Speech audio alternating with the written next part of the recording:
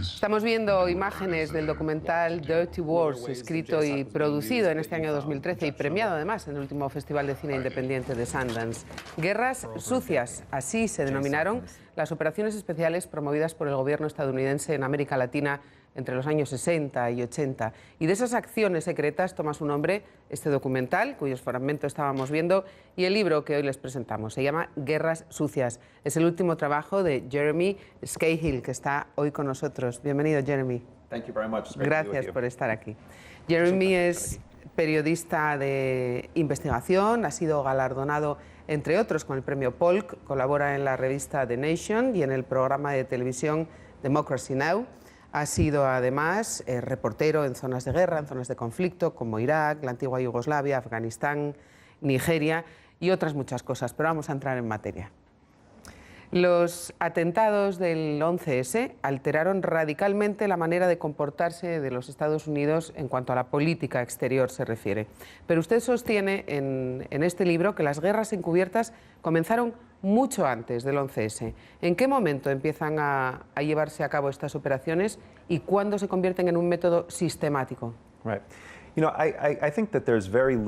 Bueno, creo que hay pocas cosas que sean nuevas en la guerra, salvo la tecnología. Vemos que ahora Estados Unidos se basa mucho en el uso de drones, bombardeando en Yemen, en Pakistán y en otros países de todo el mundo. Lo que creo que sí que ha cambiado es que, tanto con el gobierno republicano de George Bush como con el gobierno republicano de Barack Obama, Estados Unidos ha dejado claro que va a hacer operaciones de asesinatos en cualquier país que le plazca. Y creo que eso es lo que más estamos viendo, el uso de fuerzas secretas que realmente están cambiando el juego. Estados Unidos creo que está saliendo de grandes operaciones militares como Irak y va a utilizar la CIA y las fuerzas militares de Estados Unidos de élite para hacer operaciones encubiertas en todo el mundo. ¿Qué tipo de operaciones se están llevando a cabo y en qué lugares, en qué países? Bien, en cualquier día en el mundo, Estados Unidos tiene fuerzas de élite militares en 75 países, por ejemplo, y en muchos casos trabajan junto a los ejércitos de otros países. En Filipinas, por ejemplo, están luchando contra las organizaciones radicales islamistas. En Pakistán están haciendo ataques de drones. En Somalia, tal y como hemos visto hace poco, los Navy SEALs de Estados Unidos han intentado acabar con una de las personas que creían que participó en el ataque terrorista de Nairobi, del centro comercial. En otros lugares están sacando a gente a la fuerza de las calles, los están secuestrando y los están llevando a barcos en los océanos, donde los mantienen durante meses para interrogarles. Lo que estamos viendo en realidad es que Estados Unidos no reconoce la soberanía de las naciones en todo el mundo y cree que todo el mundo es un campo de batalla. De ahí el subtítulo del libro, El mundo es un campo de batalla, porque Estados Unidos abraza esta idea, que tiene el derecho de hacer lo que le plazca, donde le plazca. La mayor parte del mundo cree que esta es una declaración muy peligrosa, pero hemos escuchado hace poco al presidente Obama en Naciones Unidas decir de forma muy clara que Estados Unidos tiene el derecho de utilizar su ejército para asegurar recursos naturales. Y bueno, eso es una declaración bastante imperialista. ¿Qué pasa entonces con los acuerdos de Ginebra y con los convenios internacionales? Donald Rumsfeld dijo que la Convención de Ginebra, que era una idea buena, pero que tampoco era ya relevante. Bueno, Estados Unidos, su opinión del derecho internacional es esta. Hay un conjunto de reglas para Estados Unidos y otro conjunto de reglas diferente para el resto del mundo.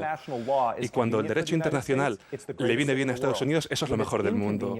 Cuando no le viene bien a Estados Unidos, es un club de debate en Naciones Unidas y no hay ninguna justificación, pero está bastante claro cómo Estados Unidos ve el mundo. En el libro, Jeremy, hay un par de historias con nombre propio que ilustran muy bien el tema general que cuenta y que nos gustaría que nos contase lo más resumidamente posible. La primera es la de al-Awlaki, el primer ciudadano estadounidense que fue señalado como objetivo a eliminar por su propio gobierno. ¿Qué pasó? Era una persona que tras el 11 de septiembre se convirtió en una figura religiosa muy famosa en Estados Unidos. Estaba en la televisión, podría haber estado en su programa aquí en España. Era una persona que comentaba, bueno, pues el estado de la América musulmana en ese momento. Y se le consideraba un clérigo islamista moderado. Conforme las guerras en Afganistán empeoraron y en Irak, lo que vimos con Abu Ghraib y Guantánamo, se radicalizó. Y bueno, pues en un momento cruzó la línea y empezó a pedir que los jóvenes musulmanes en Occidente, en Estados Unidos y en los países europeos, pues hiciesen ataque contra sus gobiernos, o que fuesen a Somalia o a Yemen para luchar con la yihad. Estados Unidos intentó encarcelarle en Yemen, de donde era su familia originariamente, y no pudieron silenciarle, encarcelándole. Se le liberó y se le puso en una lista para asesinarlo. Obama, que ganó el Premio Nobel de la Paz y que es experto de leyes constitucional, fue, digamos, el fiscal, el juez, el jurado y el ejecutor de un ciudadano estadounidense. Ni siquiera nunca le acusó con un delito relacionado con el terrorismo. Fue directamente hasta el punto de la pena de muerte. Para mí, creo que las vidas estadounidenses no valen más que las vidas estadounidenses. Yo no soy un excepcionalista de Estados Unidos, todos somos iguales, pero creo que si Estados Unidos hace esto con sus propios ciudadanos, el nivel va a ser mucho más bajo para el resto de ciudadanos del mundo. La segunda historia con nombre propio es la de Abdulillah Haider. Es un periodista yemení encarcelado durante 3 años precisamente por denunciar este tipo de prácticas por parte del gobierno de los Estados Unidos. ¿Cuál es su historia? Bueno, lo que estaba haciendo, su delito fue ser periodista. Estaba informando de una guerra secreta que Estados Unidos comenzó en Yemen a finales de 2009. El presidente Obama empezó a autorizar ataques de drones y otros ataques de misiles y cubrió el ataque que Estados Unidos dijo que había hecho el gobierno yemení, que acabó matando a 3 docenas de niños y de mujeres. Al final fue un ataque militar de Estados Unidos. Fotografió partes de misiles de Estados Unidos y empezó a informar sobre esta guerra que estaba haciendo Estados Unidos en Yemen. Al final acabó arrestado por parte de las fuerzas de Estados Unidos y de Yemen. Dentro de Yemen se le encarceló y luego fue condenado en un juicio vergonzoso, en un juicio que era una farsa, por ser un facilitador de Al-Qaeda, y ha sido encarcelado. Cuando el dictador de Yemen y Obama supieron de esto, Obama llamó al dictador de Yemen y le dijo que quería que estuviese en la cárcel. Por lo tanto, ese periodista lleva en la cárcel 3 años ya. Y yo y otros periodistas de todo el mundo y organizaciones de derechos humanos están haciendo campaña para que sea liberado. Y me complace decir que hace un par de meses, por fin, ha huido de la prisión, ya no está en la prisión. Pero ahora mismo he de decir que hay una guerra contra el periodismo y contra los periodistas. Hay periodistas españoles que han sido raptados en Siria. Estamos muy preocupados por el destino de nuestros compañeros. Hay periodistas que mueren cada día en México, en Somalia. Y en Estados Unidos el gobierno está espiando a los periodistas. Está persiguiendo a personas que revela esto que hace el gobierno. Y creo que todos los periodistas nos tenemos que unir juntos, ya sea enfrentándonos a gángsteres, narcotraficantes o gobiernos que dicen que son los más demócratas del mundo. Tienen que enfrentarse a un frente unificado de todos nosotros, usted y yo, todos. ¿Ha recibido algún tipo de coacción, Jeremy, o de amenaza para que esta investigación, incluso lo que cuentan en el documental, no pudiera llegar nunca al gran público? Bueno, es algo difícil. En Estados Unidos tenemos una sociedad un poco secreta. El presidente Obama dice que su gobierno es el más transparente de la historia de Estados Unidos, pero siempre manipula y utiliza la ley para intentar evitar que los periodistas tengan acceso a información real. Cuando mataron a Osama Bin Laden, las autoridades de la Casa Blanca llamaron a los periodistas y les contaron los detalles más nimios de la operación. Casi todo lo que dijeron era una mentira sobre la muerte de Bin Laden. Pero cuando conseguimos información real, cuando las cosas van mal, ahí intentan detenerlo. Dicen, no, nadie puede hablar con este periodista. ¿Y cuál es la diferencia entre la propaganda y el periodismo? Si los que están en el poder castigan y encarcelan a cualquiera que intente hacer las cosas públicas, están criminalizando el periodismo. Por eso digo que hay una guerra contra el periodismo. Esta manera de hacer la guerra, estas guerras sucias, encubiertas, estas operaciones secretas, tienen además problemas añadidos. El primero, que más allá de los objetivos a eliminar, están atacando a la población civil. Es la población civil la que está sufriendo los efectos, ¿no?, de estos ataques con drones. ¿Qué se puede hacer contra eso? ¿Quién vigila eso? ¿Quién controla que no se les vaya de las manos? La palabra terrorismo es interesante porque es un término relativo. Hay una definición legal de terrorismo, pero la mayor parte del mundo le preocupa qué hay detrás de eso. La mayor parte del mundo, cuando ve el terrorismo, sobre cómo puede afectar a su sociedad.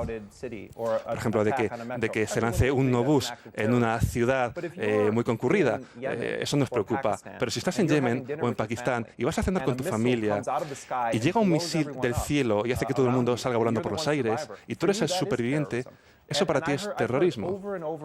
Y he escuchado mil veces en muchos países que dices que Al-Qaeda es terrorista. ¿Cómo puedo decir que no tienen razón? Yo condeno lo que hace Al-Qaeda, condeno el ataque en Nairobi, pero también condeno el ataque de civiles inocentes con estos ataques de drones. A lo que he concluido tras años de estar informando sobre esto por todo el mundo es que Estados Unidos está ganándose más enemigos en lugar de acabar tanto con el terrorismo. Creo firmemente que eso es así. Y si es así, tenemos que redefinir nuestra estrategia. El terrorismo no es una guerra, es un crimen. Tenemos que hacer que el terrorismo se enfrente a la justicia. Pero creemos que declarando una guerra se justifica todo, y eso es algo muy peligroso. ¿Cree usted, Jeremy, que esta nueva forma de hacer la guerra, estas nuevas guerras, están bajando el listón del gobierno estadounidense a la hora de involucrarse en conflictos? ¿Cada vez se meten más conflictos? Sí, hay una de las cosas en las que más me centro ahora mismo. Es lo que Estados Unidos llama guerra de drones. Se trata de una operación cada vez más militarizada. Estados Unidos está trabajando también con los cárteles en México, en Bolivia. La CIA está también muy involucrada en esto. Y los únicos beneficiarios de todas estas guerras, ya sea la guerra contra las drogas o la guerra contra el terrorismo, son las empresas armamentísticas, las que hacen armas. Están sacando muchísimo provecho. La gente normal, de a pie, europeos, americanos, yemeníes, somalíes, no se benefician de eso. Las organizaciones terroristas se benefician de esto. Sí, las empresas armamentísticas también. Y los políticos estadounidenses también. Aquellos que se creen que Estados Unidos es el mejor lugar de la Tierra. La gente de a pie no gana nada con esto. No tenemos más seguridad. ¿El problema del terrorismo, diría usted, es un problema de Estados Unidos o es un problema del mundo? ¿Debemos redefinir todos esa política hacia los actos terroristas? No. El tema del terrorismo es un problema a nivel global. Los ciudadanos de Madrid lo sintieron de una forma muy real, ese impacto horrible del terrorismo. Yo vivo en Nueva York. Nosotros hemos sentido de una forma también muy real el efecto del terrorismo. El terrorismo siempre va a estar con nosotros, por todo el mundo, y puede afectar a cualquier nación. Pero en relación al resto de amenazas a las que nos enfrentamos en el mundo, el terrorismo es relativamente pequeño. Mi miedo es sobre reaccionar. Si Estados Unidos respetase el derecho internacional y creyese en las instituciones internacionales que tienen jurisdicción real sobre todo el mundo, incluyendo las autoridades de Estados Unidos, ahí creo que sería más sencillo ver cómo podemos acabar con estas redes terroristas. Creo que la mayor parte del mundo, sobre todo la mayoría de países europeos, preferirían ver al terrorismo como una operación de aplicación de la ley para acabar con las redes criminales. Estados Unidos, no obstante, va en la otra dirección. Cree que está en guerra y ese es el gran choque que hay ahora mismo. Lo hemos visto últimamente en Naciones Unidas. Estados Unidos solo tenía a pocos países a su lado sobre este tema y el resto del mundo quiere un cambio radical de la política exterior de la guerra de Bush. Y desafortunadamente con Obama no lo tenemos, sigue con las políticas de George Bush. Jeremy, tenemos que irnos ya. Muchísimas gracias por haber estado con nosotros. Recomendamos la lectura de este libro, Guerras Sucias, el mundo es un campo de batalla, y ojalá que no continúe la expansión de este tipo de prácticas, porque, como usted bien dice en la reflexión final del libro, ¿cómo termina una guerra como esta? Thank you, and thank you very much for your journalism. Gracias. Buenas tardes. Muchas gracias y gracias por su periodismo.